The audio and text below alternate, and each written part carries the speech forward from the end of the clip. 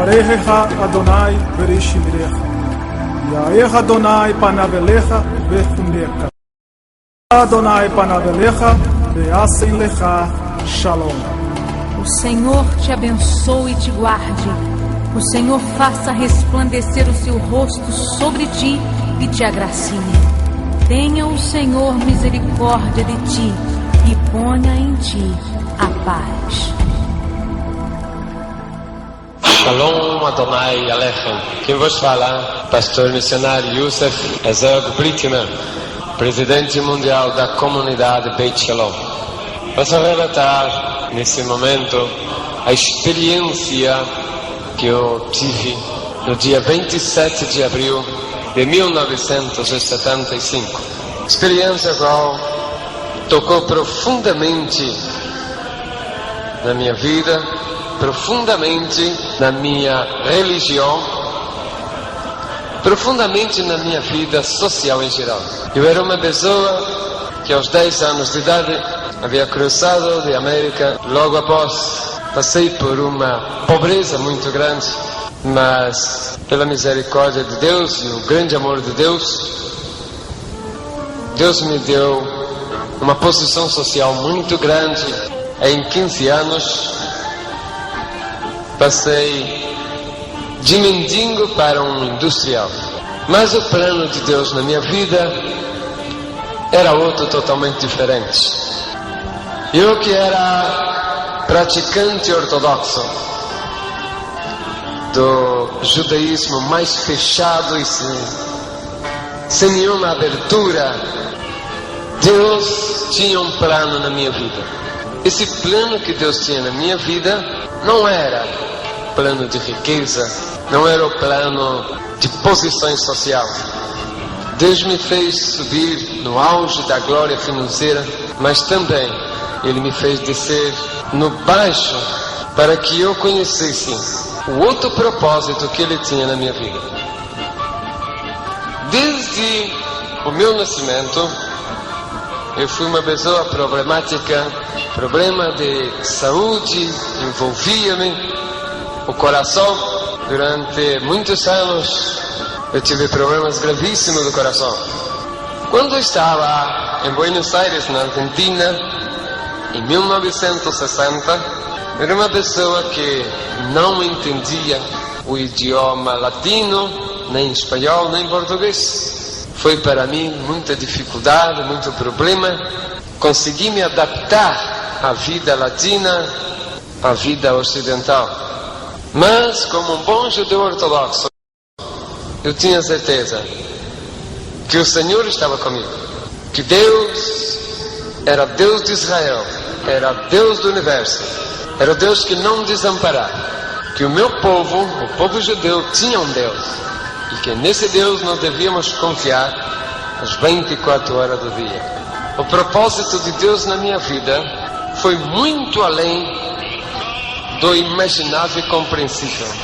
Uma pessoa com um problema terrível do coração, que teve inumeráveis infartos de coração, mas que sempre conseguiu ultrapassar os limites da tolerância e vencer a enfermidade, talvez a demasiada fé no Deus de Israel. 27 de abril de 1975, estava caminho à faculdade onde iria fazer uma tese sobre sismologia, porque em 74 eu me formei engenheiro civil. Estava fazendo uma pós-graduação. Era às 18 horas de aquele dia, frio, um pouco chuvoso. A cidade de Buenos Aires estava nublada e já se fazia noite naquele inverno argentino do mês de abril. Cruzando a Avenida da Liberdade, uma avenida muito comprida, no meio daquela avenida eu senti o que sempre havia sentido durante os meus 25 anos de vida: problema no coração de novo. Senti a pontada, levei a mão ao peito, senti uma outra pontada mais forte, me curvei o corpo e senti que as minhas forças foram saindo e ali caí totalmente no chão. Vi quando os carros frearam e tudo sumiu, tudo desapareceu. Senti que eu estava entrando para dentro do meu corpo. Demorou pouco instante, eu comecei a passar por uma experiência que verdadeiramente marcou muito na minha vida, a experiência da morte. O corpo começou a ficar adormecido. A morte em si não dói. A pessoa entra numa espécie de um transe. E ali estava eu passando a experiência da morte. Senti quando de repente comecei a sair para fora, só que estava saindo para fora do meu próprio corpo. Pela primeira vez eu vi o meu rosto e o meu corpo sem ser no espelho. Tive a experiência do espírito saindo da matéria. Tive a experiência da pós-morte. Se até ali tinha alguma dúvida sobre o que acontecerá depois da morte, ali já não tinha mais dúvida. Depois da morte, há vida. E é uma vida muito misteriosa, muito interessante. A uma altura mais ou menos de uns 2 metros, 2,5, o meu espírito parou, fiquei vendo o meu corpo e comecei a ter, a partir daquele momento, experiências extranaturais, sobrenaturais, porque eu via tudo ao redor e espírito vê espírito. Eu estava no espírito e via outros espíritos, mas não espírito de gente que morre. Via espíritos de exército celeste e espírito de exército do inferno. Uma constante guerra entre o espírito do bem, os anjos celestes, e o espírito do mal, os demônios. Não vi nenhum espírito de morto. E ali estava preocupado, porque havia caído a minha carteira com as documentações. Eu estava preocupado. E então comecei a gritar para que aqueles que estavam cerca pegassem a minha carteira, pegassem os meus documentos, motivo que havia $15.000 dentro da carteira e eu tinha medo que fosse roubado, porque mesmo depois da morte, o amor ao dinheiro o judeu não deixa. Foi uma experiência maravilhosa. Na faculdade a gente aprende ou a negar a Deus, ou então aprende coisas totalmente fora dos planos de Deus. Aconteceu no meu caso em que muitas vezes um doutor chamado Juan Quiroga, este é o presidente da Associação Argentina de Espiritismo, era da ordem de Allan Kardec. Ele ensinava a respeito de reencarnação, que ele era o maior médium e que os médiums eram usados para fazer o bem e que o espiritismo era algo verdadeiro, genuíno. Só que eu provei tudo ao contrário. Por quê? Porque no meu desespero de querer comunicar com alguém ali, eu não consegui. Estava quando vi chegar o Dr. Juan Quiroga, e eu falei, tá bom, vem ali Dr. Juan Quiroga, maior médium espírita, me incorporo nele e dou a mensagem que eu tenho que dar, ou seja, avisar minha família, em pegar as coisas minhas que caíram, cuidar do dinheiro que estava ali.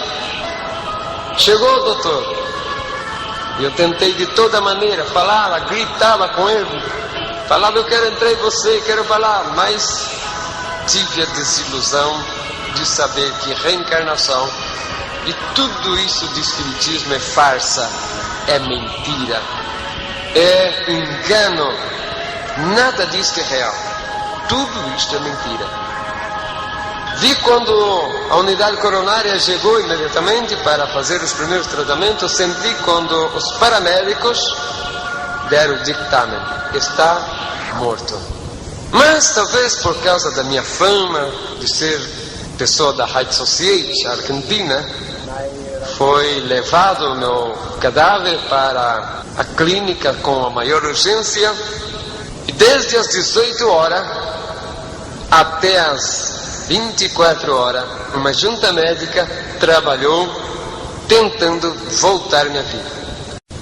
O meu espírito foi acompanhando até chegar ali naquela CTI, Unidade de Terapia Intensiva. Foi quando uma luz muito forte mesmo, invadiu todo aquele ambiente. De repente eu senti que estava sendo puxado por uma força muito grande, e por um espaço de tempo, não sei o que aconteceu, não sei explicar. Sei que enquanto eu estava viajando para algum lugar, que logo após eu fui descobrir onde era, enquanto isto, o chefe da junta médica, às 24 horas, ou seja, meia-noite, já não havia mais nada que fazer. Foi morte irreversível. Mas Deus havia preparado tudo muito bem preparado.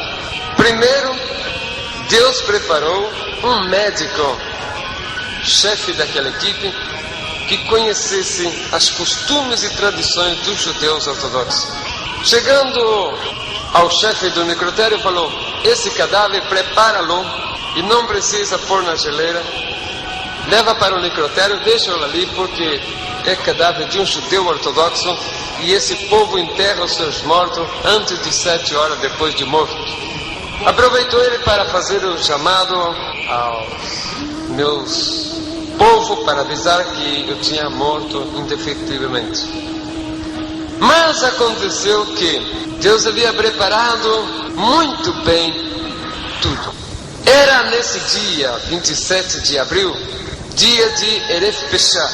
O dia 28 seria Pesach, ou seja, 2 dias santos judeus chamados Yom Tov. E nesses dias judeu não toca cadáver. Coincidentemente, o Pesach daquele dia 28 combinou com a Páscoa do dia 29, portanto, era feriado cristão. E durante 3 dias eu não fui enterrado, porque judeu não podia tocar cadáver durante o tempo das suas festas. E o 3º dia era feriado cristão, e cemitério judeu não é aberto nesse dia, porque quem trabalha são só gentios.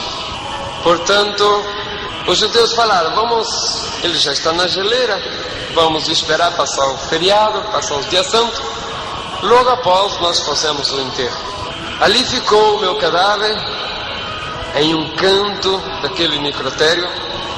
Um anjo do Senhor estava aguardando. Muitas pessoas perguntam: como pode ser que esse homem passou 70 horas morto, não apodreceu e ninguém deu conta daquilo?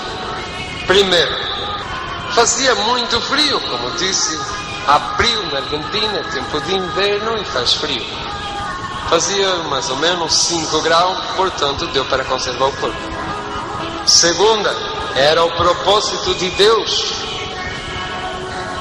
Terceiro, ninguém ia reparar por um cadáver a mais ou a menos em um necrotério municipal, onde todos os mortos da cidade e da região metropolitana são obrigados a passarem por ali primeiro, antes de ser liberado o corpo para enterro. Portanto, por lei legal e por lei divina, o meu corpo ficou ali, sem que ninguém tocasse. Muitos cadáveres entram ali por dia, 200, 300, 400, e ninguém vai se importar por um a mais ou um a menos que está encostado lá no campo. A parte, era propósito de Deus que eu permanecesse ali, intocável.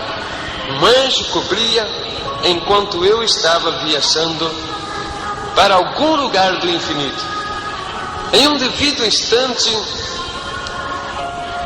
me apareci de novo num espaço onde tudo era celeste, não havia nuvem, não vi nenhum movimento, e senti que fui parando a velocidade quando viu um movimento que vinha ao longe, umas centelhas, e aquela centelha veio se cercando, até que diante de mim, o meu espírito se apresentou uma grande caravana, e essa caravana era anjos celestes, anjos dos mais belos, anjos maravilhosos, resplandecentes. Do meio desses anjos maravilhosos começou a aparecer um outro ser, muito mais maravilhoso, muito mais importante. Eu reconheci, era o Senhor, era o Mashiach, o Cristo que eu esperava. Sabia que era o Mashiach, porque dentro das sinagogas, os rabinos nos falaram que o Mashiach viria, e que a vinda do Mashiach seria com uma grande coroa na cabeça, e nessa coroa havia 12 pedras, debaixo dessas pedras estaria escrito o nome das 12 tribos de Israel. Vi essa coroa, vi a vestimenta gloriosa desse ser, vi também as pedras e debaixo dela o nome das 12 tribos, vi o resplendor da glória do Mashiach. Ele chegando para perto de onde eu estava, a uma considerável distância, ele parou e com aquela voz de trovão mais suave como um mel, dirigiu a minha palavra dizendo: aonde vais? Respondi: acabo de morrer e estou subindo para saber qual é o meu destino, porque ali eu já sabia o que acontecia. Quando uma pessoa morre, seja boa ou ruim, ela sobe até o primeiro céu na presença dos livros. Ali um anjo olha no livro para ver se o nome da pessoa está escrito. Se está escrito o nome, a pessoa continua subindo e vai até o terceiro céu, onde está o paraíso do salvo. Se não tiver escrito, ou se tiver escrito e riscado, ele desce e vai para a condenação dos ímpios, vai para o inferno do Espírito. Essa experiência maravilhosa que eu tive, por mais que essa bíblica não está relatado, mas foi uma experiência vívida que eu participei, vendo como é a experiência de pós-morte. Falei: eu não quero voltar, eu quero passar para aí. O Senhor falou: tu não podes passar para cá, porque se passar daí para cá, tu não podes voltar mais, e tu ainda é mortal. Vas a descer porque tem uma missão que vou entregar para vós. Se passar daí para cá, tu não podes voltar mais, passas a ser imortal. Descobri ali então que quem morre e chega a passar para o outro lado não volta mais para esse mundo.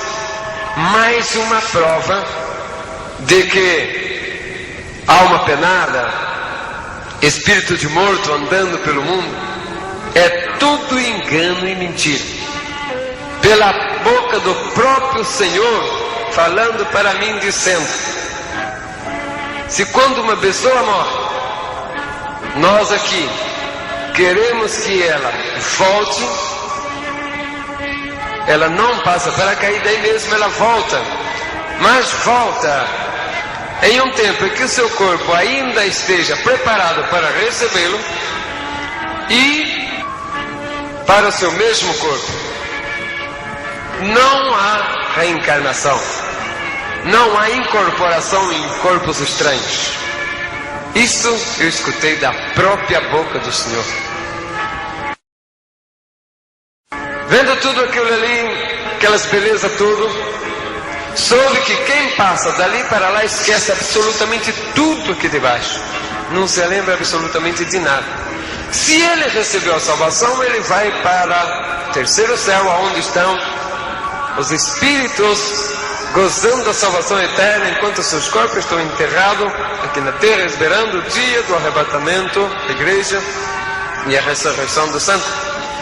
Se ele foi condenado, ele desce para o inferno, aonde o espírito do condenado já está sofrendo a condenação, o seu corpo enterrado aqui, esperando o dia da ressurreição, no juízo final, para passar para o outro inferno, que é o definitivo, o de corpo e espírito, onde irá eternamente estar condenado. É o lago de fogo e enxofre. Vendo tudo aquilo, mesmo assim eu tentei ficar por ali, mas não houve maneira. O anjo falou: passe, porque tem uma grande missão para fazer. Por um espaço de momento eu vi que aquela luz que me havia tirado daqui voltou e começou de novo aquele grande claridom. Naquele momento, sim, o meu espírito se entristeceu, porque eu não queria mais voltar. Mas não teve maneira. O anjo, ou seja, o Senhor mandou voltar sem conversa e tive que voltar mesmo. Enquanto aquela força foi me puxando de novo para trás, vi o Senhor ficando atrás daquela caravana de anjos, no esplendor daquela maravilhosa visão. E de novo, por um espaço de tempo, não sei explicar o que aconteceu. Só sei que era já bem tarde, quando eu aparecia dentro do necrotério. Sabia onde estava o meu cadáver, e fui vendo tudo aquilo, o espírito, até que ele foi chegando e foi descendo até encostar onde era o meu cadáver. Ali eu senti um grande desespero, uma grande angústia, porque eu não queria mais voltar à vida, porque é maravilhoso demais o outro lado da vida. Naquela angústia, naquele desespero, não teve jeito, não houve maneira de ficar. Tive que voltar mesmo, por ordem divina, para cumprir uma missão evangélica que o Senhor iria dar depois. Passei a experiência gloriosa da ressurreição, assim como Lázaro, assim como o filho da Sunamita, e como de muitos que morreram, mas que Deus quis mandar voltar e voltou. Estava ali quando entrou meu espírito no meu corpo e começamos aquela luta entre a matéria e o espírito para pôr tudo em funcionamento de novo. Eu lembro que a primeira coisa que foi dominada foi a mente. O coração devagar começou a bater, quando de repente eu senti que tinha que sair dali, porque estava respirando muito profundo e precisava sair dali.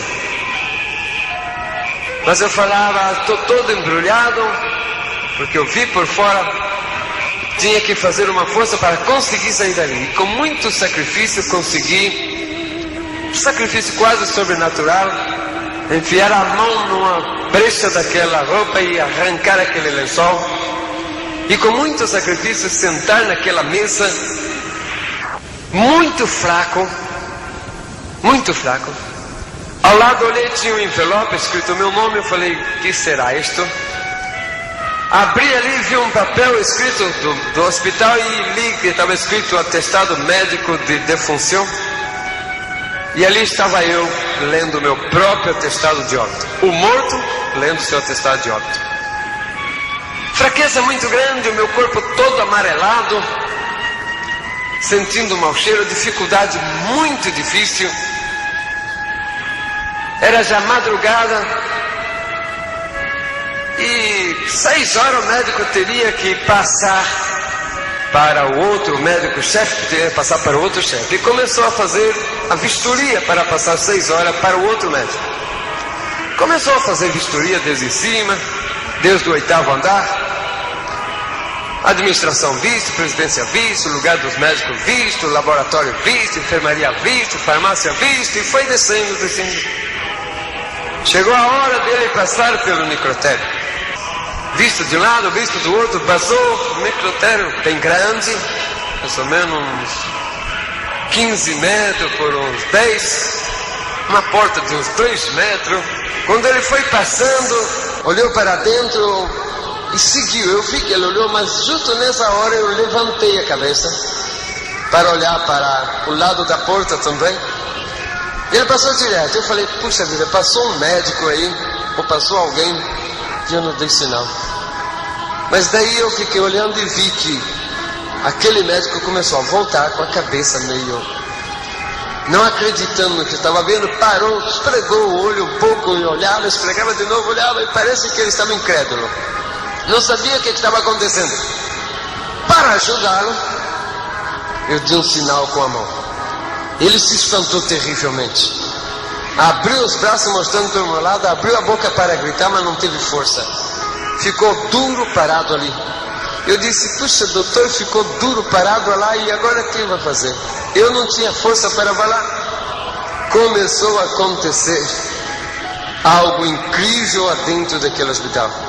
Aquele doutor pobre ali parado, mumificado de tanto susto, medo, não sei o quê. Ainda senti quando uma enfermeira foi chegando e disse, que passa, doutor, o que está acontecendo? Que está mirando para dentro. E ela chegou na porta, olhou para dentro. E eu dei um tchauzinho com a mão para ela. E eu só senti que a pobre foi olhando para trás e desmaiando no chão. Uma prof caído no chão. Começou a aparecer o povo olhando e começou um verdadeiro caos dentro daquele hospital.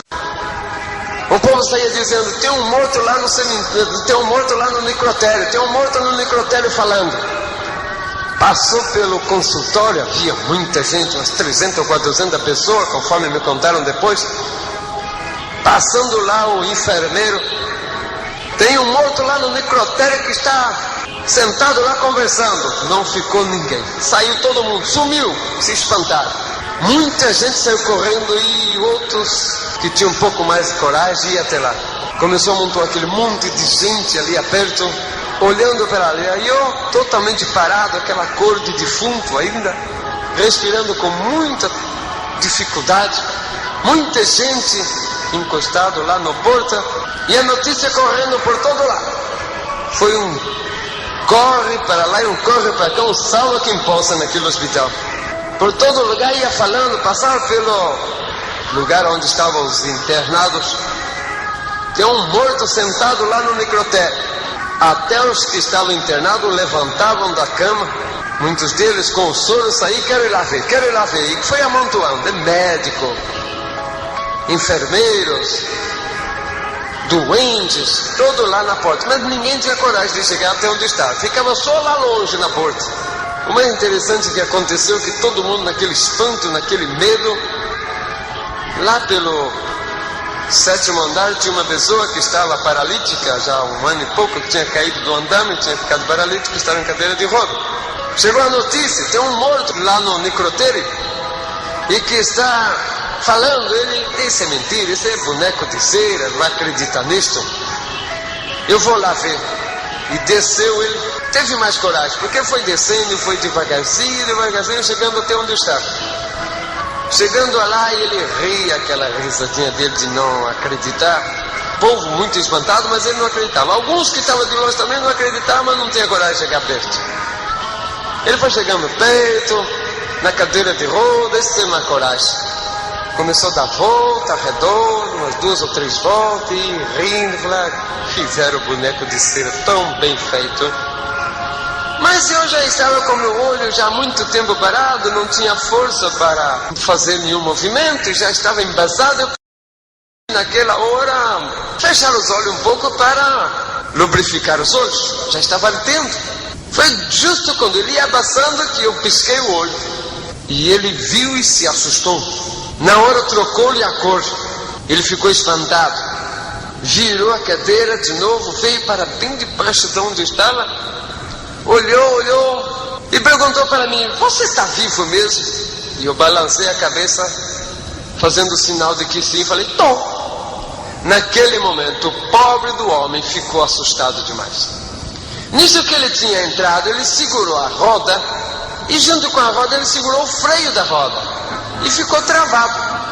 Naquilo que eu falei, estou, ele virou no maior desespero, todo assustado, boca aberta, olho muito arregalado, e foi querer fugir, mas não tinha jeito. Ele empurrava a cadeira e a cadeira estava travada. Eu falei, meu Deus, agora o homem pobrecinho está cadeira travada, ele está assustado, que me viu eu aqui desse jeito, está travado. Eu falei, vou ter que dar um jeito de avisá-lo, vou ter que dar uma maneira de avisar a ele. E eu juntei muita força para tentar avisar a ele.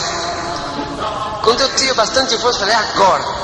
E quando eu fui fazer o sinal, que levei o braço para frente e falei, olha, eu queria falar para ele tirar o freio, abrir, soltar o freio. Ele se assustou demais. Naquilo que ele se assustou demais, naquele movimento, parece que ele pensou que eu ia em cima dele. Ele levantou da cadeira de roda e começou a andar. E eu falei, olha um paralítico andando, mas que coisa incrível, um paralítico andando. Eu que havia sido ressuscitado da morte depois de tantas horas, estava ali espantado de ver um paralítico andando. Quando o paralítico levantou e começou a correr, o povo que estava na porta, bom, todo mundo então, não ficou ninguém. Alguns disseram, não, um morto ressuscitado, falando já é muito, ainda mais paralítico andando, isso aqui já é demais. Não ficou ninguém ali, sumiu tudo. Demorou bastante tempo para que começasse a aparecer alguém de novo por ali. E eu já estava muito debilitado, mas começou a aparecer fotógrafo, repórter de todos os jornais. Mas não demorou pouco tempo, eu caí em estado de coma de novo, enquanto o hospital era um só caos, uma só bagunça. Todo mundo desesperado, correndo de um lado para o outro, porque estava acontecendo algo incrível naquele hospital. Uma pessoa, depois de 70 horas, voltar a viver, os médicos não sabiam entender, estava uma confusão terrível. Mas ali estava um dos milagres mais maravilhosos que Deus fez na minha vida. Depois de quase 70 horas morto, o Senhor me deu vida de novo.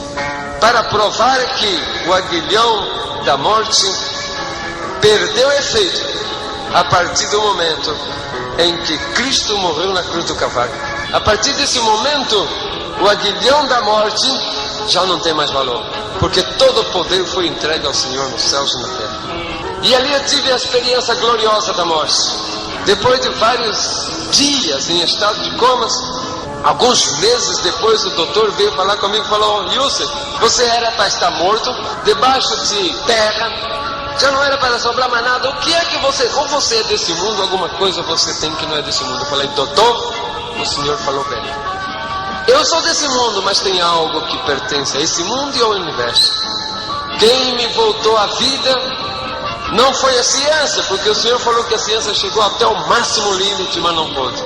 Mas enquanto a ciência estava lutando pela minha vida, o meu Deus, o Deus dos meus pais, o Deus do universo, o Deus do qual eu sirvo, estava ali ao lado esperando, para quando a ciência terminar o seu limite, entrar o grande poder do meu Deus.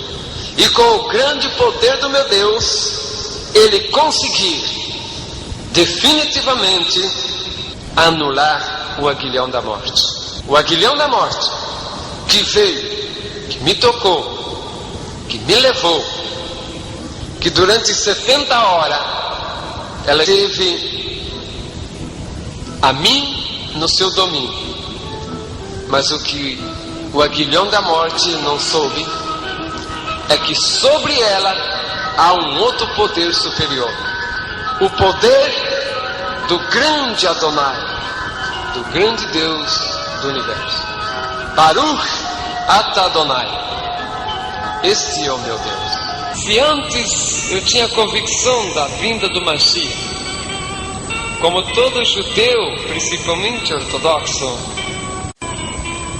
a grande expectativa dele é a respeito da vinda do Mashiach, ou seja, o Messias, o Cristo. E essa esperança viva no coração de todo judeu, principalmente ortodoxo como eu, fazia eu viver todos os dias na minha vida na esperança eminente da vinda de Mashiach, o Cristo. Eu não vivia um minuto da minha vida fora da esperança Me lembro que no meu tempo de judaísmo, ao Yom Shabbat, ou seja, ao sábado, eu me dedicava a fazer Arachamã com o meu sagrado Sidur, o Talir e o Solidel.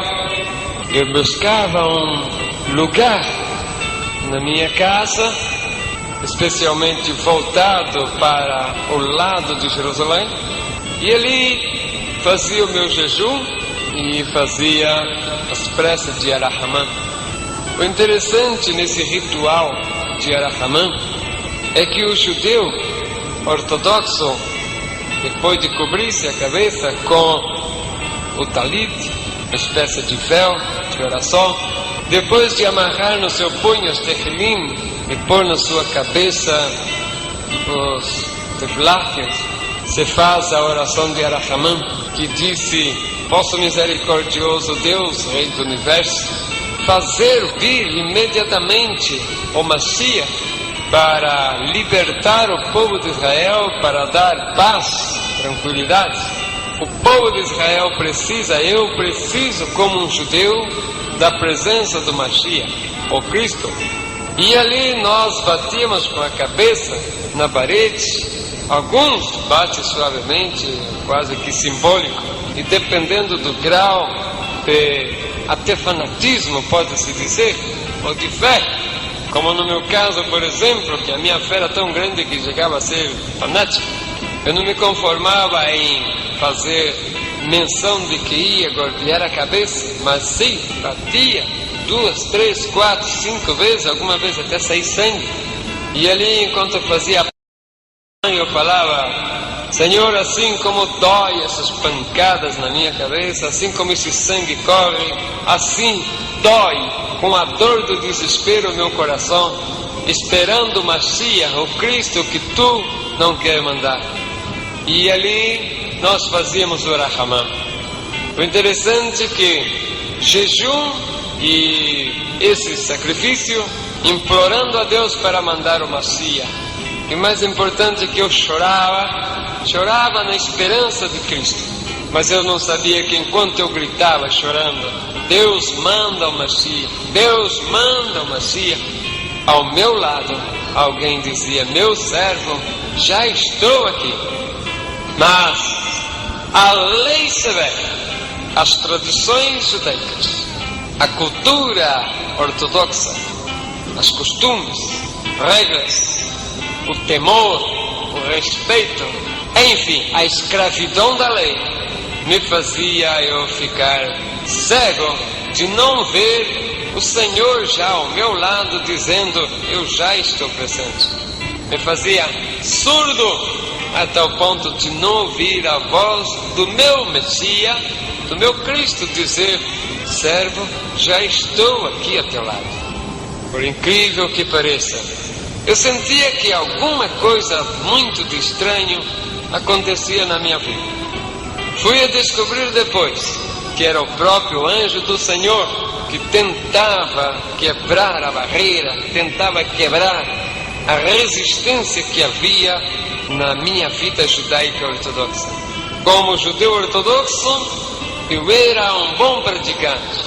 E eu, em todos os rituais, fiel em todas as festas, fiéis ao meu Rebbe, fiel a tudo quanto diz respeito à cultura, tradição do meu povo.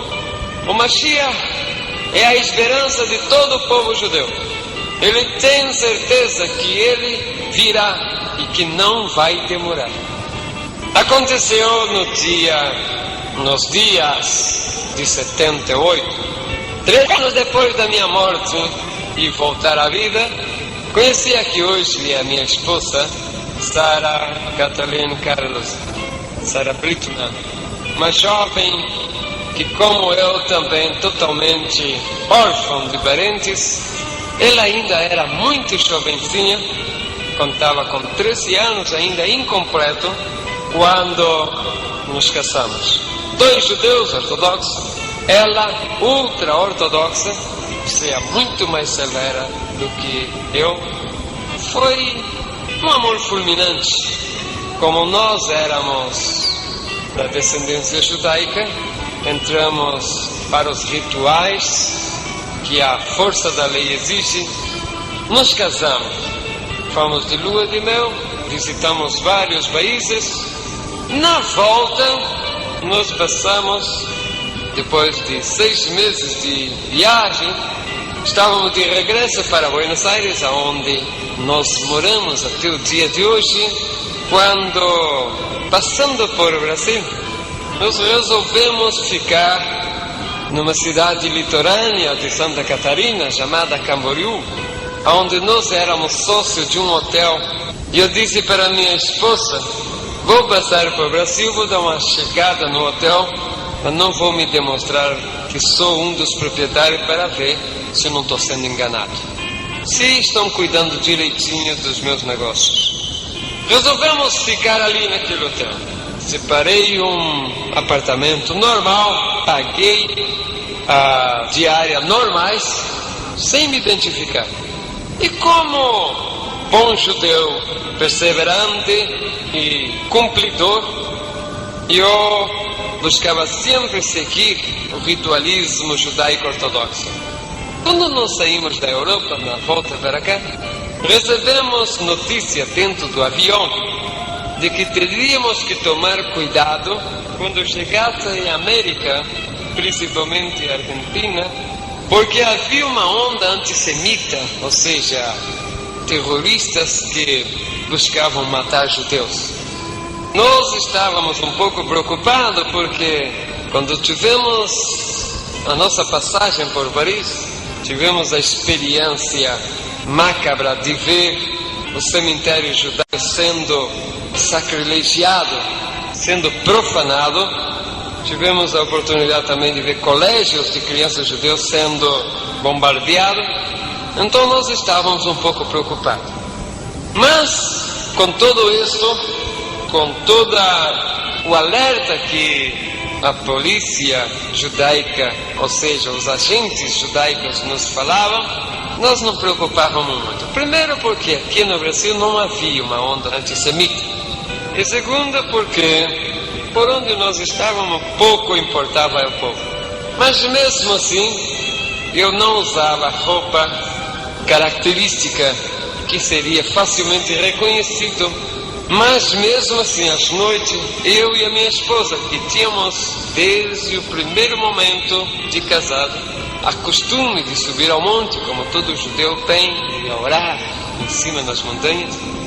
E ali fui eu também. Chegando naquela cidade, nós escolhemos um monte para nós ir orar. E nessas orações o Senhor falava conosco. Enquanto isto, no hotel havia um porteiro que ele sempre buscava conversação conosco, mas como nós judeus não gostamos de conversa com gentil, buscávamos sempre nos livrar deste homem. E ele falava que era pastor. E eu falava: pastor de quê? O que você cuida? Que cavalo? Cuida ovelha? O que você cuida? Ele falava: eu cuido de ovelhas de Deus. Eu não entendia muito, mas até que ele falou que ele cuidava de igreja, descobri que ele era um pastor evangélico. Ele sempre andava atrás, sempre perseguia, de um lado, de outro, tentando falar.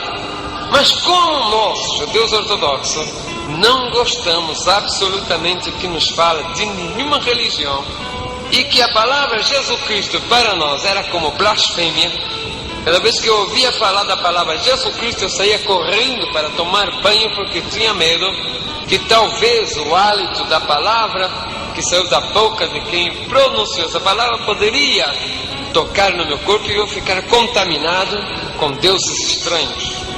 A palavra Jesus Cristo para um judeu é a mesma coisa de uma grande blasfêmia. E não era menos para mim, um judeu ortodoxo muito perseverante na lei. Mas aconteceu, um dia eu estava fazendo Kiddush Levanar, um ritual de santificação da lua nova.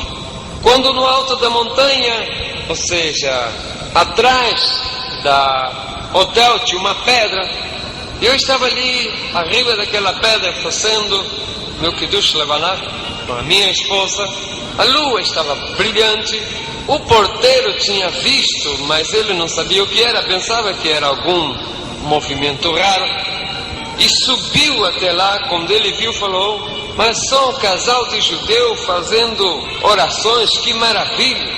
Naquele momento fiquei com muito ódio. Minha esposa também falou: vamos ter que descer porque o nosso Kiddush Levaná não presta mais.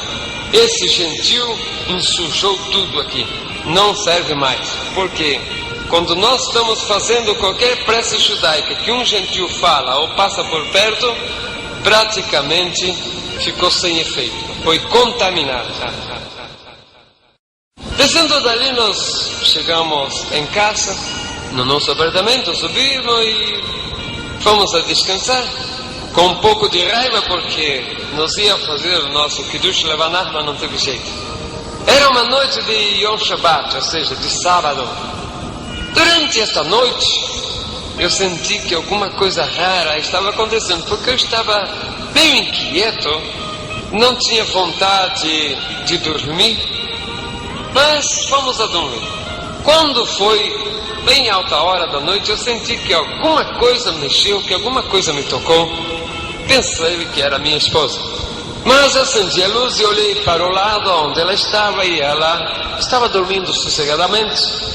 Como o judeu ortodoxo, as mulheres dormem separadas. A cama são duas camas de solteiro, uma de um lado, outra do outro, mesmo quarto, mas a mulher de um lado, o homem do outro, em cama separada. E eu vi que ela estava dormindo sossegada. Falei: alguma coisa, não sei, deve ser que ter tocado alguma coisa aí, algum bicho. Voltei a dormir, mas não demorou pouco instante, de novo eu senti que alguma coisa estava me tocando. Nós havíamos dormido com luz apagada, porta fechada, janela toda trancada, quando de repente eu senti que novamente algo me tocou e eu me levantei. Quando eu me despertei, que eu levantei, o quarto onde eu estava, que era todo iluminado, ficou totalmente iluminado, e ali se apresentou um ser celeste. Era um anjo, e aquele anjo se apresentou ali. No momento me assustei um pouco, mas naquele momento ele começou a conversar comigo. E estava falando em Yiddish, dizendo: não te preocupes, porque eu venho aqui para conversar contigo. Eu falei: é um judeu, porque está falando em Yiddish.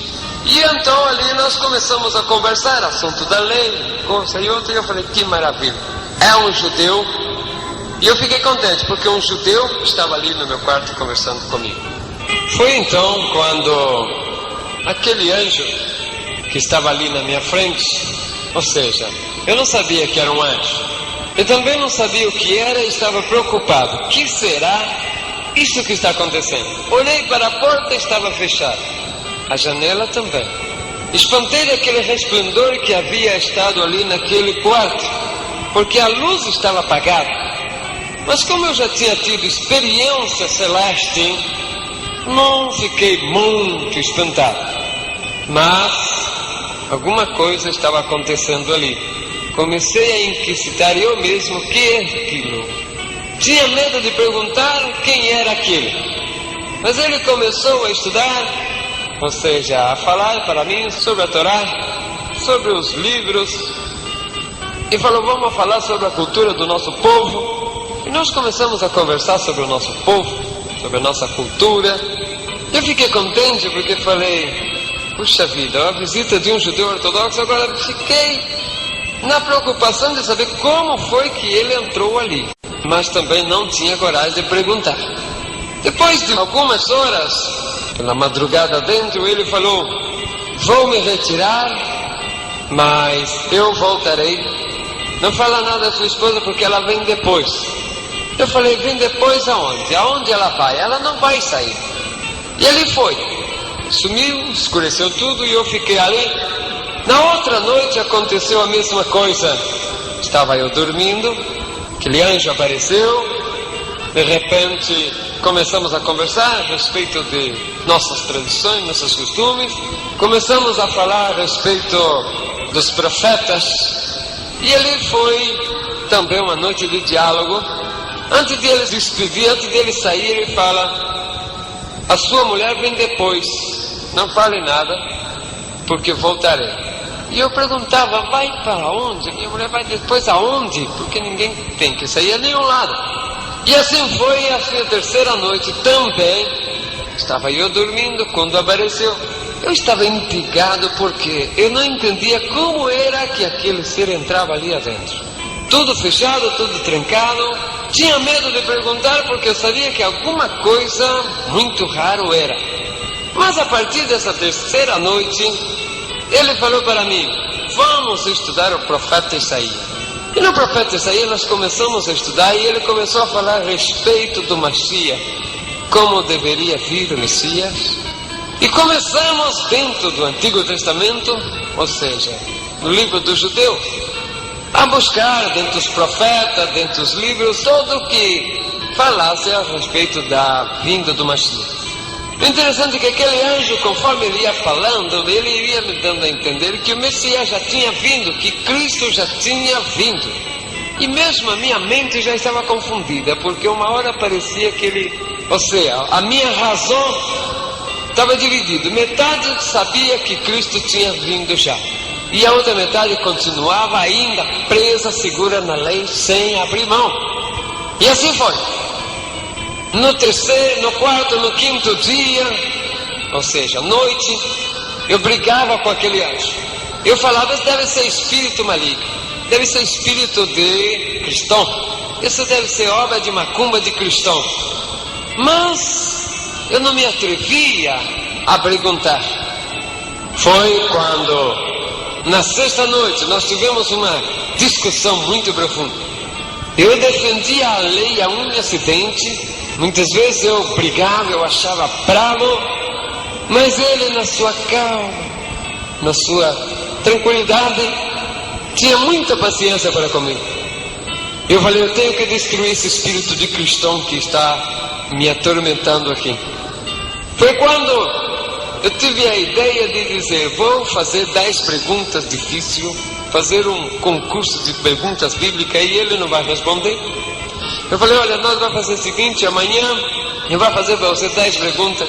Se você responder, você continua vindo na minha casa, tudo bom? Se não, você vai embora, eu continuo cristão, tudo bom? Ele aceitou e dizendo: mas se eu responda, você vai aceitar que Cristo já veio?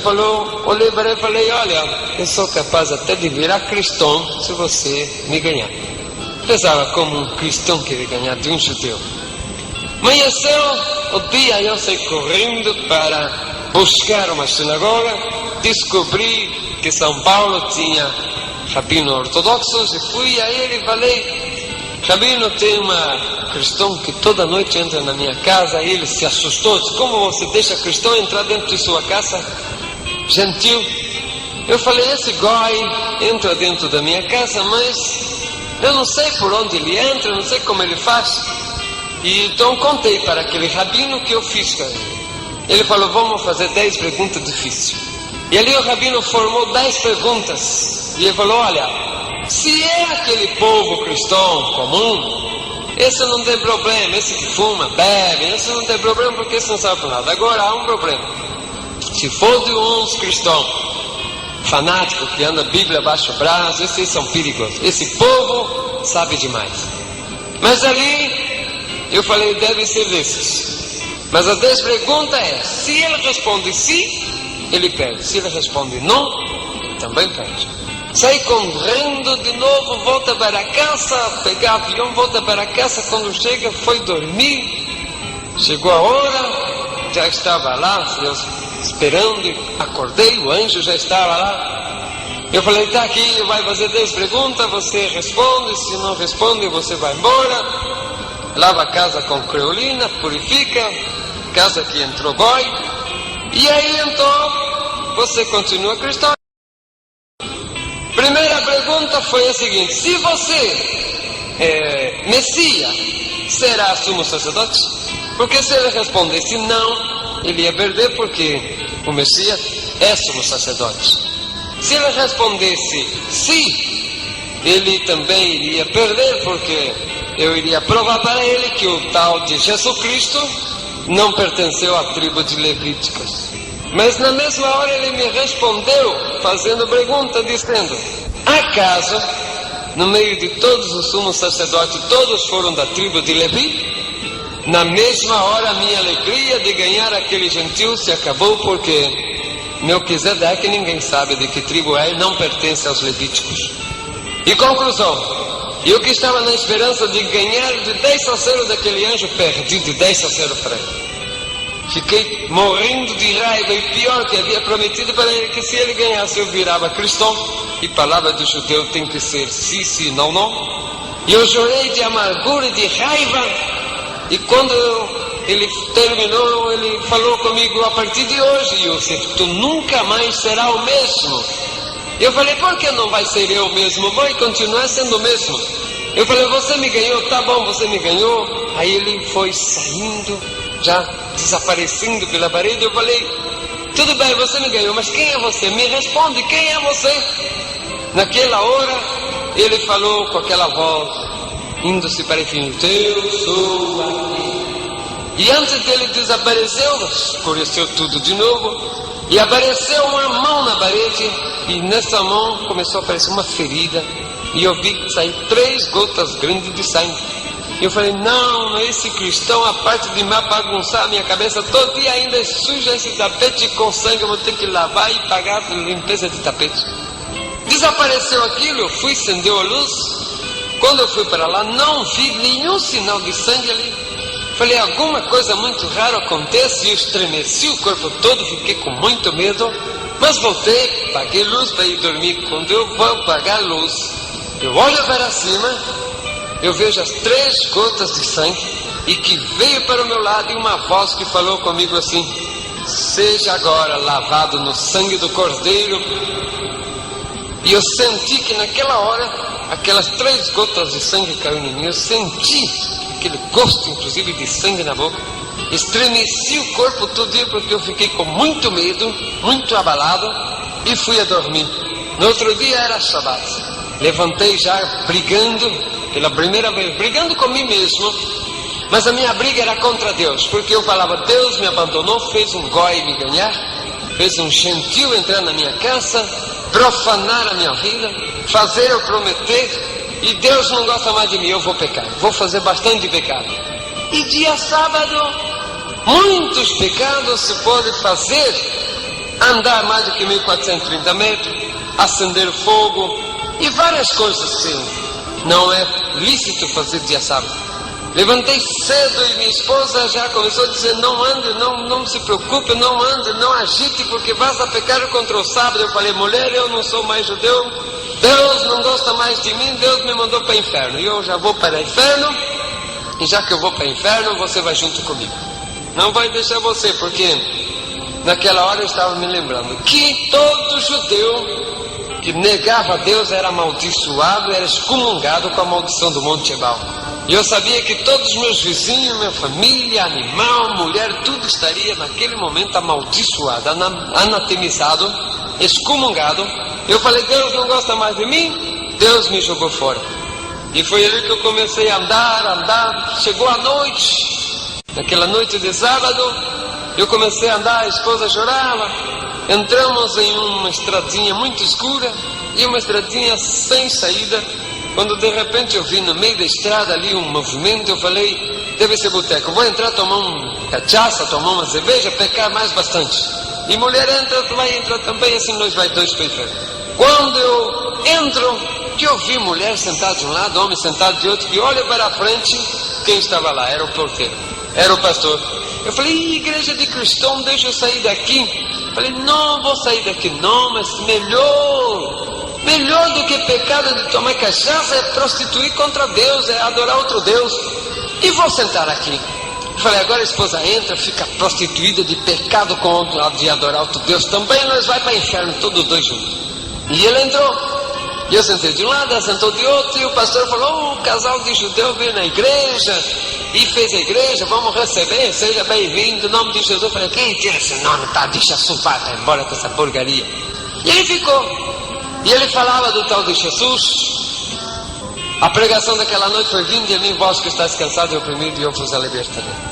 E ele começou a falar que Jesus era rei de Israel, que Jesus era o salvador da humanidade, que Jesus era o rei dos judeus. E eu comecei a ficar com raiva, e eu falei: eu vou bater nesse pastor.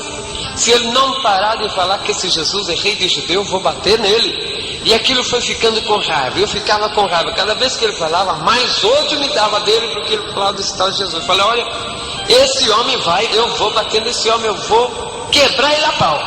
Quando ele falou a pregação, no final ele falou, agora eu vou fazer apelo. Quando ele falou, vou fazer apelo, eu pensei que ele estava apelando para a briga. Eu falei, ele está apelando para a briga, ignorante, agora eu vou arrebentar ele a pau. E quando deixa ele provocar uma vez mais, eu vou bater nele. E ele falou, agora para fazer o apelo eu vou convidar, vou ler a palavra. E disse assim, eu sou o caminho, a verdade e a vida, e ninguém vai ao Pai senão por mim.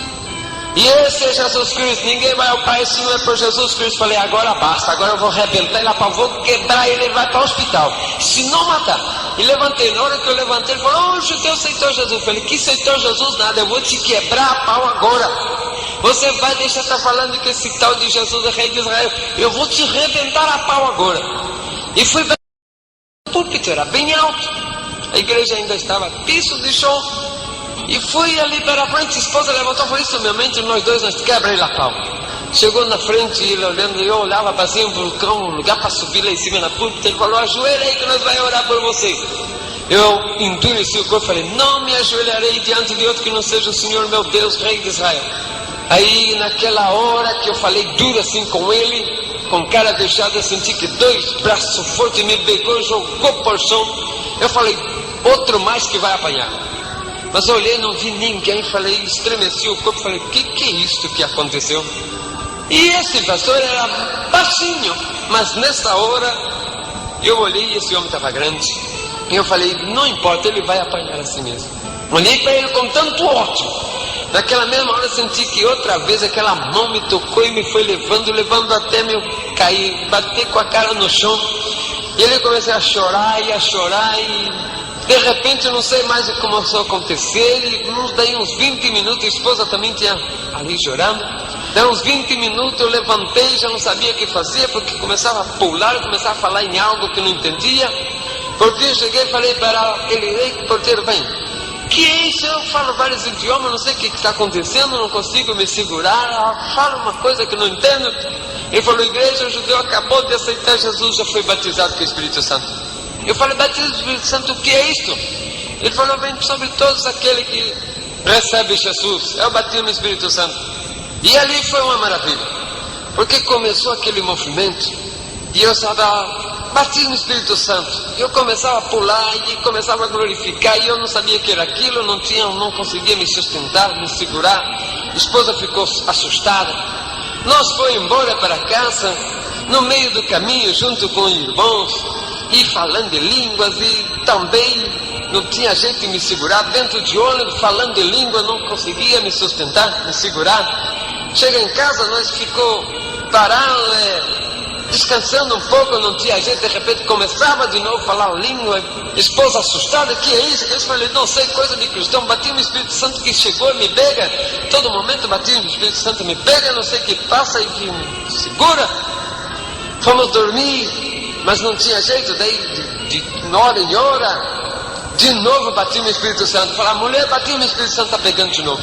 Está pegando de novo e eu não estou aguentando, e já levantava falando de línguas e aquilo já não me segurava mais. Numa hora ela ficou nervosa, falou, olha que esse batismo no Espírito Santo chegar, você me avisa, porque eu vou expulsar esse batismo no Espírito Santo. Falei, tudo bom, agora bom. Ela deitou, eu também deitou. Quando foi lá pelas tantas da madrugada, de novo eu levantei com o corpo todo pegando fogo e já comecei, falei, mulher, batismo no Espírito Santo, está chegando de novo. Está chegando, está me pegando. Ela falou, vou arrancar esse batismo no Espírito Santo agora. E veio, quando ela veio, me tocou em mim. Quando ela tocou em mim, também começou a pular e a falar. Eu falei, mulher, segura ele, não deixa ele sair. Eu falei, não tem jeito, já me pegou a mim também. Aí então a noite inteira já começamos a lá abraçados os dois, falando em línguas e glorificando e dançando no Espírito, e já pronto, ninguém segurou mais. Quando nós conseguimos nos calmar um pouco, eu falei, mulher, você falou que ia expulsar o Espírito Santo, o que aconteceu? Ele falou, não sei se batismo não consegue expulsar, mas é gostoso demais. Que é isso, que gostoso isso de cristão. Amanheceu o dia, nós esperou o homem chegar e falou, pastor, vem falar para nós que esse batismo no Espírito Santo que pegou aí, pegou a esposa também essa noite. Aí eles foram explicar para nós o que era. Falou, não, isso batismo no Espírito Santo É uma vez só, depois de manifestação. E ele entregou a mensagem poderosa. Aí entregou para nós o Novo Testamento. A partir de ali, nós falamos, nós aí cristãos, então, subimos para o monte para orar. E ali ficamos orando durante muitas horas. Um dia de madrugada, nós estávamos orando quando nós vimos em visão um leão muito grande. Minha esposa falou, é o leão da tribo de Judá. E ele falou para nós, a partir de agora tudo não será mais o mesmo. A grande missão está sobre vós. Vocês viverão para levar o meu evangelho. Vá para casa para arrumar tudo, porque eles irão aí pelo mundo inteiro falar da minha palavra, porque eu chamei vocês para esta obra. E a partir dali nós saímos, fomos para a Argentina e lá nos preparamos e saímos para o mundo para evangelizar. E já há 46 vezes que temos recorrido levando a mensagem. E foi glorioso a partir daquele momento em que Jesus me tomou, me jogou por terra e fez o que quis de mim. Mas graças a Deus, hoje eu posso louvar a Deus, porque o Senhor tocou na minha vida. Conheço a Jesus desde aquele então, desde quando Ele me pegou, me batizou com seu Espírito, sem que eu ainda não era cristão. Levantei para bater num pastor, mas levei uma surra do Senhor, tão gostosa e maravilhosa. Graça e paz da parte de Deus para todos os ouvintes. Estamos aqui entregando a última parte do testemunho sobre a minha vida, testemunho que começou em 1975, quando eu passei a experiência da morte. Logo após, em 1978, eu me converti ao cristianismo, e com o cristianismo recebi a promessa do Senhor de grandes bênçãos e de uma grande missão, mas que o Senhor iria preparar-me para esta grande missão. Corria-se os anos, desde 1978, eu e a minha esposa recorrendo os países, África, Américas, todas as 3 Américas. Pela primeira vez passamos aqui por Brasil em 78. A segunda vez nós havíamos ido para o Equador, de lá Colômbia, Venezuela, e entramos por Santa Helena, a Roraima. De ali viemos com a família até Cuiabá, no Mato Grosso. Quando a minha família ficou numa cidade perto de Cuiabá, porque por ordem divina, por revelação divina, eu iria evangelizar as florestas amazônicas. Preparei tudo, deixei a família acomodada e peguei o indispensável e fui para a grande missão que Deus havia preparado e mandado para mim. Foi quando aconteceu a minha ida para a Alta Floresta Amazônica. Comecei a trabalhar no evangelismo ali para os índios, para os povoados, principalmente a Amazônia geográfica, Mato Grosso do Norte, Pará, Rondônia, Acre. Depois de muito tempo dentro da floresta, cheguei à cidade de Alta Floresta, no Mato Grosso. Para mim já teria ali terminado a minha missão. Estive por vários lugares do Pará, estive por vários lugares de Roraima, por ali fui também até o Pico da Neblina. Entramos em território venezuelano, onde evangelizamos uma enorme quantidade de brasileiros que trabalhavam na fronteira buscando ouro. Até que eu pensei, já está pronta a minha missão, vou embora para casa e de lá vou embora para a Argentina. Não sabia a que dia era e nem que hora era o dia em que eu cheguei na cidade de Alta Floresta. Havia perdido o relógio, noção do tempo, havia perdido tudo. Mas, quando eu cheguei na casa daquele servo de Deus ali, fui recebido, fui a dormir, porque o cansaço era tremendo. Quando me levantei, tomei um banho e logo após fui sentar à mesa. recebi uma ordem do anjo de alimentar-me bem. Terminei de alimentar-me, me alimentei muito bem naquele dia. Me fui a recostar-me um pouco mais, quando o Senhor falou para mim: levanta-te, tome o caminho que vai para a terceira. A terceira é uma estrada que faz a circulação em toda a cidade de Alta Floresta. Conforme a voz do anjo, eu saí dali, me fui para aquele lugar aonde o anjo me havia falado, terceiro, andando baixa a direção do que me pudesse vir, porque eu não sabia aonde estava indo, sabia que tinha que ir por ali.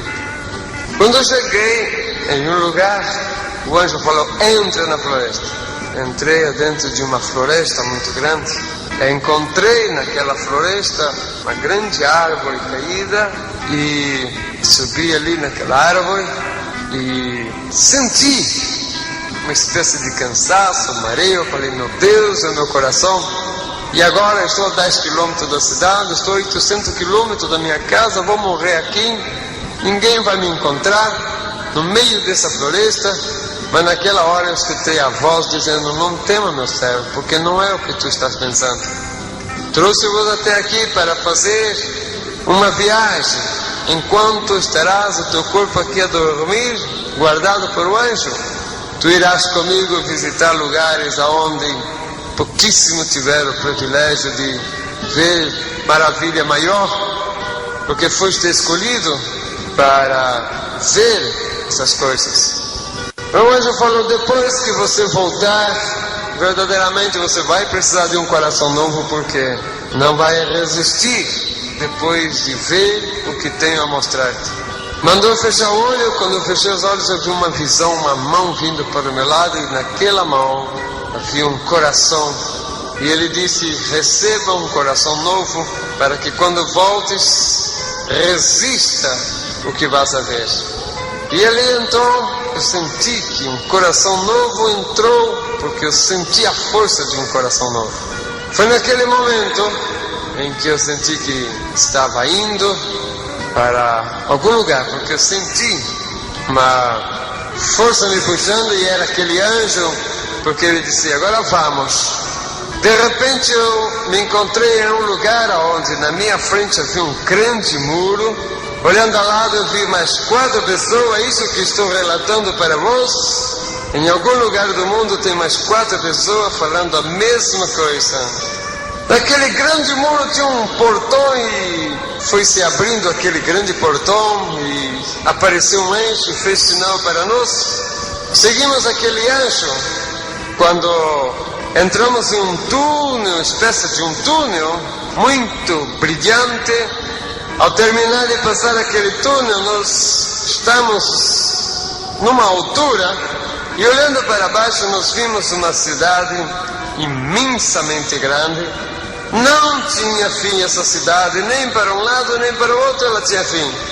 Olhando para trás não vimos mais o muro, e tampouco não vimos mais o portão. Ali estávamos nós em espírito arrebatado. Tínhamos a forma do corpo, havíamos recebido um corpo, parece que um corpo energizado, umas vestimentas celestes. Eu não havia morrido. Muitas pessoas falam: ele morreu 2 vezes. Não, nessa vez o meu corpo estava dormindo, não estava morto, estava dormindo, enquanto o meu espírito, com um corpo energizado, estava vendo e recorrendo esses lugares. Fomos descendo, e o anjo à frente, nós fomos descendo até que os nossos pés, o nosso corpo energizado, encostou sobre as ruas daquela cidade. Olhando, começamos a deparar a grande beleza, grande maravilha, o grande resplandor daquela cidade. As ruas lisinhas e brilhantes, a cor dourada, e falei: é totalmente de ouro. O anjo falou: ruas de ouro é a cidade de Deus Altíssimo. Ali naquela cidade era maravilhosa. Não havia casas comuns, não havia prédios, não havia fábrica, nem comércio, nem barracos. somente mansões, imensas mansões, feitas em pedras preciosas, no meio de jardins de belíssimas flores. A beleza daquilo é indescritível, não tem como explicar a beleza de tudo aquilo. Era maravilha demais. Me maravilhava de ver o esplendor tão grande daquela cidade. Eu estava tão maravilhado com o esplendor daquela cidade quando o anjo falou: estás pensando na luminosidade da cidade? Eu falei: sim, não vejo sol, não vejo nenhum luminar. Ele falou: porque esta cidade é iluminada pelo Cordeiro de Deus. A glória do Cordeiro de Deus é que ilumina essa cidade. E ali nós fomos andando, vimos rio com água cristalina e a cidade toda prontinha, mas sem habitantes, só a cidade ali prontinha. De repente começamos a entrar em uns jardins e no meio daqueles jardins nós começamos a ver seres celestes. Anjos andavam no meio daqueles jardins. Ao longe nós visitamos um grandiosíssimo palácio, mas imensamente grande, maior do que algumas cidades. Suas 12 torres muito grandes subiam assim nas alturas, e cada vez que íamos acercando para aquele palácio, mais era um movimento de seres celestes, de anjos, até que chegamos adentro daquele palácio. O movimento ali era muito grande. A beleza é indescritível. O luxo é indescritível. Não tem como explicar para você, meu ouvinte, a beleza de tudo aquilo ali. Olhando aquelas maravilhas, nós vimos ali anjos, uma enorme quantidade de anjos. Vimos ali a organização tão maravilhosa. A primeira organização de anjos que nós vimos, anjos que descia e aparecia ali, e o anjo falou: esses anjos são os mensageiros de levar as bênçãos para as igrejas.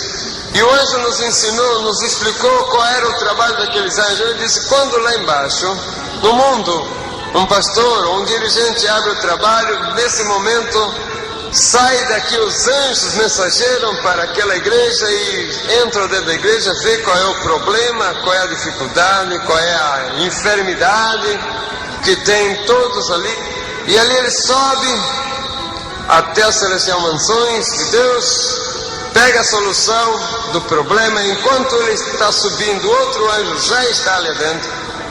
Durante um culto, centenas e centenas de anjos entram e saem dentro do culto, buscando benefícios para o povo que está dentro do culto.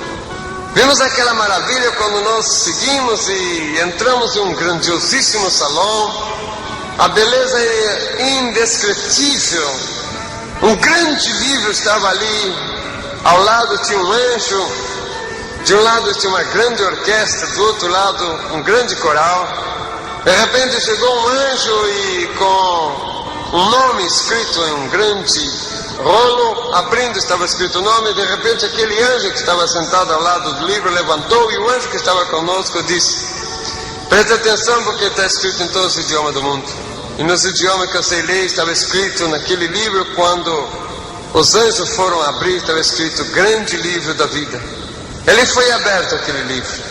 Vi quando aquele anjo molhou alguma coisa como se fosse para escrever num líquido vermelho, quando começou a escrever ali em cima o nome.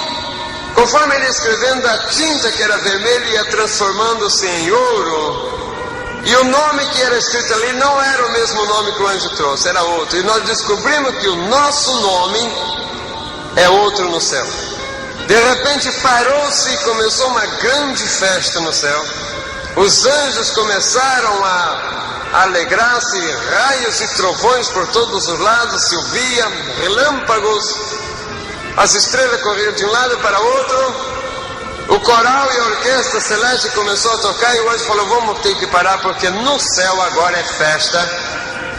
Eu perguntei: por que é festa? Ele disse: porque alguém lá embaixo levantou a mão e aceitou ao Jesus como o único Salvador. E toda vez que alguém levanta a mão e aceita Jesus como o único Salvador, o seu nome é escrito no livro da vida, e os céus param para festejar uma vida que se converteu ao Senhor. E ali a festa foi grande, o movimento era grande, os anjos festejavam, os seres celestes festejavam, o universo festejava, uma alma que se converteu a Jesus aqui embaixo. Continuamos naquela visita celeste, visitando o palácio do reino da glória. Passamos por um lugar onde havia uma mesa posta, belíssimos manjares havia sobre aquela mesa. O anjo falou: está pronta o banquete das bodas do Cordeiro. Passamos por ali, vimos aquelas belezas. Logo após entramos em um lugar onde parecia era o gabinete daquele anjo. Ele disse: foram trazidos até aqui em cima para vocês saberem de alguma coisa, porque tem sido aberrante o que tem acontecido no mundo em relação ao Senhor. Muitas organizações negando a Deus, muitas igrejas levando heresia para o povo, igrejas negando a existência de inferno, igrejas totalmente desvirtuadas, levando o povo ao engano. E não somente isso, como também organizações filosóficas, teosóficas, enganando tremendamente o povo, e o caos cada vez tremendo. Portanto, trouxemos-vos até aqui para saber de algumas coisas para vocês testemunhar lá embaixo. Disse para nós: o primeiro que tem tido muito sucesso, o diabo, é justamente a negação da existência do inferno.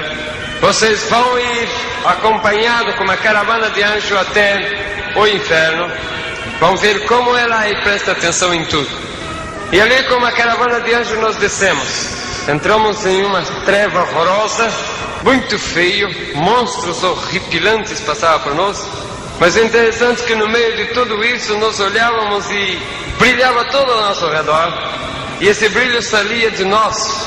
O anjo que estava conosco falou: se espantam do brilho que são, ou não sabeis que vós sois as luzes do mundo?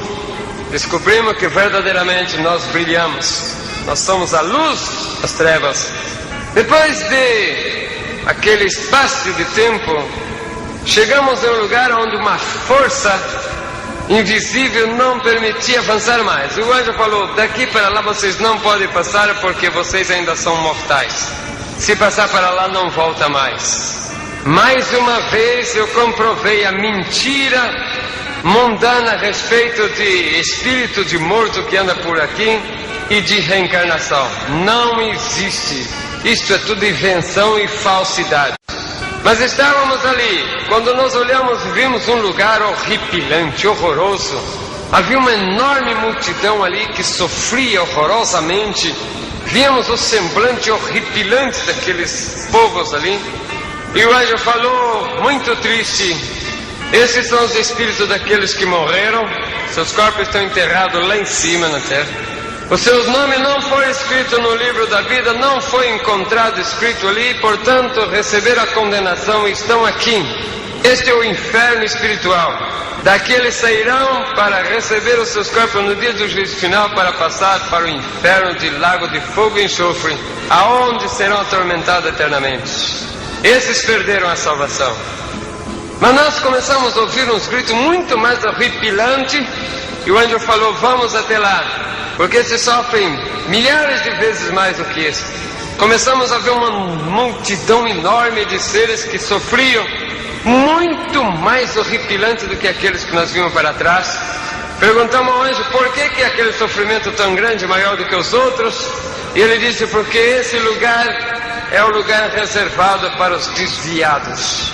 Aqui tem pastores que pecou ou teve problema e não soube levar a igreja e morreu e está aqui. Aqui tem jovens que cantavam no coral, cantavam no conjunto, se desviou, morreu desviado. Aqui tem jovem que saiu da igreja para namorar a moça do mundo, o moço do mundo, pensando que se casaria, depois os dois voltariam para a igreja. Não voltaram, morreu desviado e aqui está.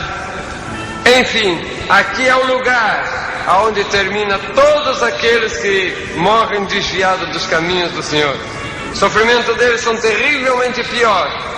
Não porque Deus castiga demais, é porque a consciência deles faz eles sofrerem muito mais.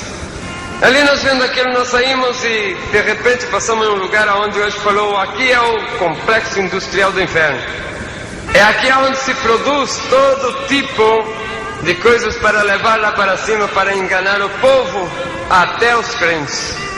Ali eu vi novo tipo de bebida, novo tipo de cigarro, revista pornográfica, livros indecentes e muitas coisas. Mas o mais terrível é o lugar que eu vi lá, que é especial para fabricar coisas para enganar crentes. Ali eu vi tipo de jogo como telecenas, como tipo de jogos assim, como videogames, e muitas coisas ali que atacam a juventude. Eu vi ali sendo feito coisas horrorosas, sendo feitas ali para enganar o povo aqui em cima, principalmente cristãos. Saímos dali e passamos por um lugar onde era o trono de Satanás. Quando eu cheguei ali, eu falei, eu conheço esse lugar, é conhecido, porque é a mesma coisa de entrar num centro de macumba. É tudo preto e vermelho, sentado em um lugar horroroso estava Satanás. A cor do seu corpo era uma cor rocheada, narizão comprido, olho como duas brasas, os dentes muito compridos, o seu semblante era horroroso, horripilante. A mente era preta e vermelha. De trás saía uma grande cobra muito grossa que passava por trás daquele trono dele e se transformava em 7 cabeças. O anjo falou para nós, são as 7 guias, 7 linhas do Espiritismo. Atrás dele havia 3 seres andando, todo coberto, andando para lá para cá com a cabeça baixa. E ele falou assim, como Satanás gosta de imitar tudo a Deus, ali está a trindade satânica. São os tais orixás. Orixá não é nenhum ser celeste não, são 3 demônios do inferno. E ali eu vi aqueles orixás. Ao lado vi também 2 cachorros brigando. E um brigava e um puxava para um lado para o outro. De repente se transformaram em gente e se transformaram no corpo de 2 pessoas que viveu aqui na terra com o nome de Cosme e Damião. E um brigava porque brigava por um tal de caruru, por um tal de comida que fizeram aqui. Um falava, não, foi o Cosme que fez, outro, não, foi o Damião. De repente se transformaram em cachorro de novo. Portanto não são 2 santos, são 2 cachorros que moram no inferno e que vivem comendo as comidas que fazem para eles. Os demônios existem e eles comem tudo aquilo que os cavalos, que os adoradores deles fazem aqui. Nós vimos aquelas coisas horrorosas, nós vemos o demônio, os pombagira, vários tipos de pombagira, inclusive pombagira gay, que leva o jovem para a prostituição masculina, e muitas coisas horrorosas e horripilantes nós vimos ali. Nós vimos o demônio do banheiro. Demônio de banheiro é aqueles que, quando começa um culto, ele vai lá para dentro do banheiro e de lá fica chamando quem está dentro da igreja. Fica chamando por fulano, fica chamando. E a pessoa está dentro da igreja, dá vontade de ir no banheiro, talvez não tem costume, talvez passa até dias sem ir no banheiro. Chega dentro da igreja, aquela maldita costume de ir para a igreja. É um demônio que está lá no banheiro chamando. Tem um demônio que é encarregado em fazer namoricos atrás da igreja. Jovem que vai para a igreja, fica atrás da igreja, fica lá da igreja, na frente, em namorico, em conversa. E muito tipo de demônios eu via lá. Demônio que come finanças. Saímos dali, depois de ver tudo aquilo, saímos e muitas outras coisas viram que não dá tempo, porque foi muita coisa que nós vimos. Na nossa vida nós passamos por um lugar onde o anjo falou que aquele era o 3º céu. E ali nós vemos um paraíso. Vimos ali um povo muito bem vestido, muito alegre, louvando e glorificando a Deus de todo instante e momento. Falei, e que esse povo que só falou, isso aqui estão os espíritos daqueles que morreram, seu nome foi escrito no livro da vida. Estavam ali, portanto eram salvos. Seus corpos estão lá na terra e eles estão aqui já gozando da vida eterna. São os santos do Senhor que no dia do Senhor irão ressuscitar e vir para a glória junto com os arrebatados. E nós vemos ali que maravilha é a vida daquele que passou para o Senhor. Descobrimos também que aqueles ali não têm mais contato com o mundo. Portanto, é mentira que espírito de bom ou de ruim volta para o mundo. Continuando ali, fomos até ali de novo ao palácio. E o anjo falou: vocês foram ao teu inferno, viram como é, já viram pela cidade celeste também. Passaram no paraíso do salvo, viram tudo isso. É a prova de que tudo isso existe, para vocês aplacarem a ira do diabo, que usando de heresia tenta desencaminhar o povo do verdadeiro caminho. Agora, antes de vocês voltarem para os seus corpos que estão dormindo na terra, vocês vão ter uma visão de como será o arrebatamento da igreja. De repente nós nos encontramos nas nuvens e havia uma grande multidão de anjos, um grande tapete, todo cheio de pedras preciosas, cor púrpura que vinha do infinito. No final desse tapete havia um grande trono, todo incrustado de pedras preciosas. De um lado e do outro do tapete, um cordão de anjos que sumiam no infinito. Foram descendo-se uns anjos trazendo o livro da vida, outros anjos trazendo outros livros. Também aquele coral e aquela orquestra que estava ali diante do livro.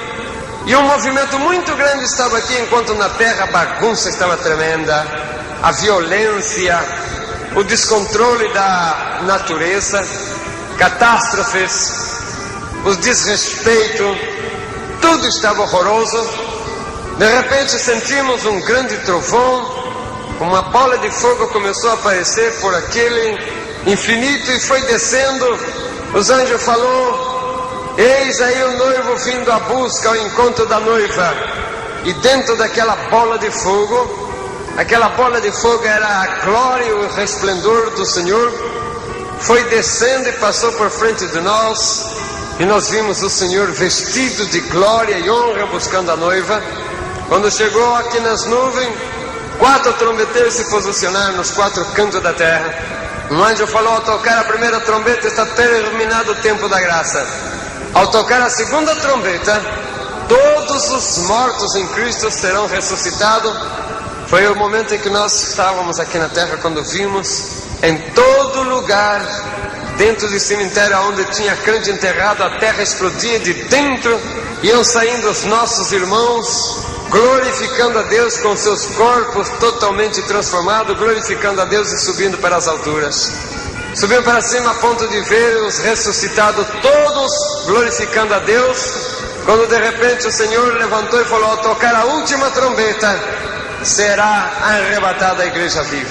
E a trombeta tocou, e nós estávamos aqui quando vimos o grande bagunça que se quedou depois do que o povo de Deus foi arrebatado.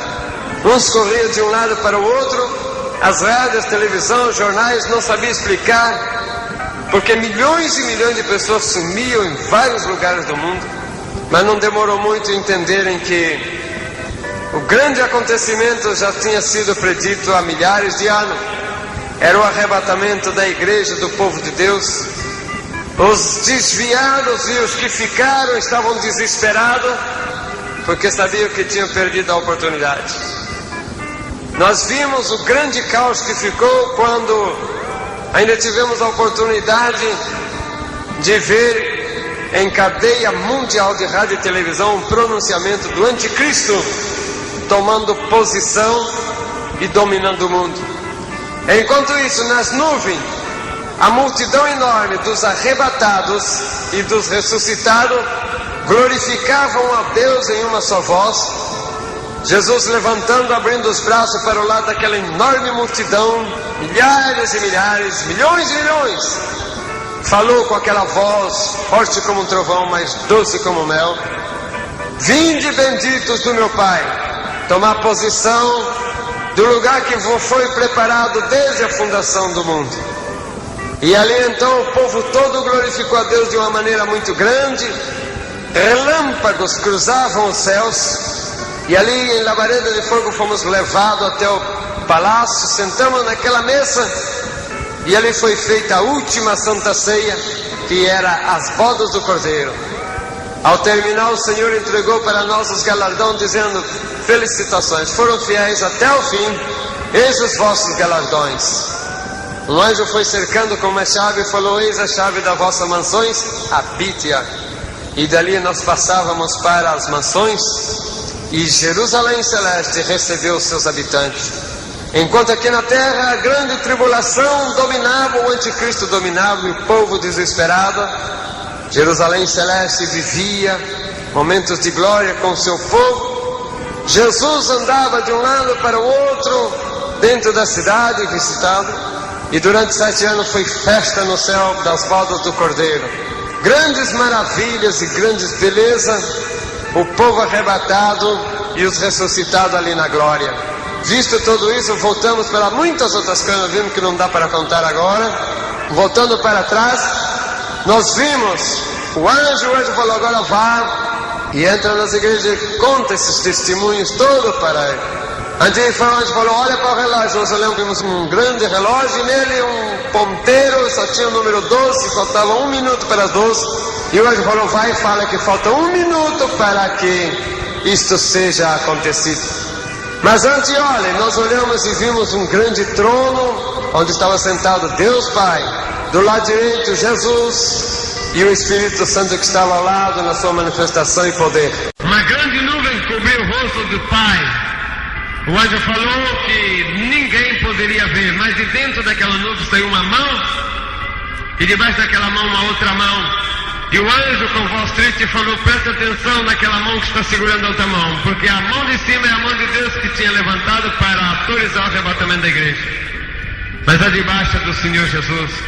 E nós vimos quando Jesus falou: Pai, misericórdia te peço, ainda não, dá um tempo para que possa vir o desviado e aquele que eu ainda tenho que trazer para o meu aprisco. E olhando para os olhos de Cristo, de um lado chorava lágrima comum por aqueles que ainda não ouviram a palavra, mas do outro lado chorava lágrimas de sangue.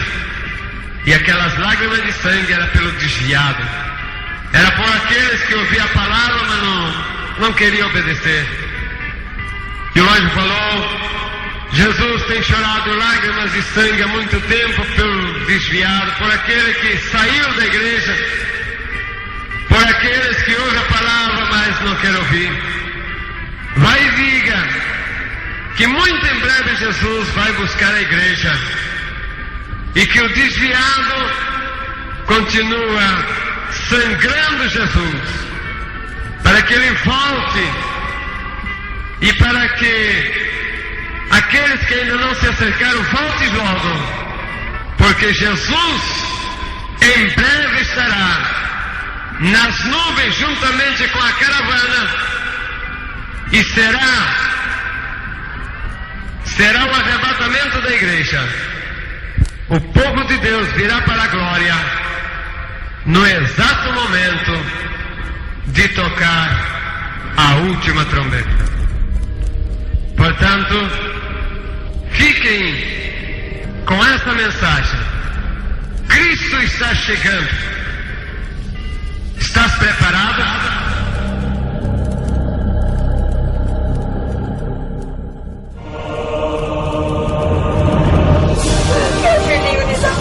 Na maternidade desapareceram todas as crianças recém-nascidas. Centenas de milhares de desaparecidos. Que é isto, meu Deus? E a catástrofe se manifestou exatamente na mesma hora em todo o mundo. Os empregados de minha loja acabam de... Ruth, minha filha! Onde está minha filha? Onde foi feito dela? Eu quero a minha Ruth! O tempo da graça terminou.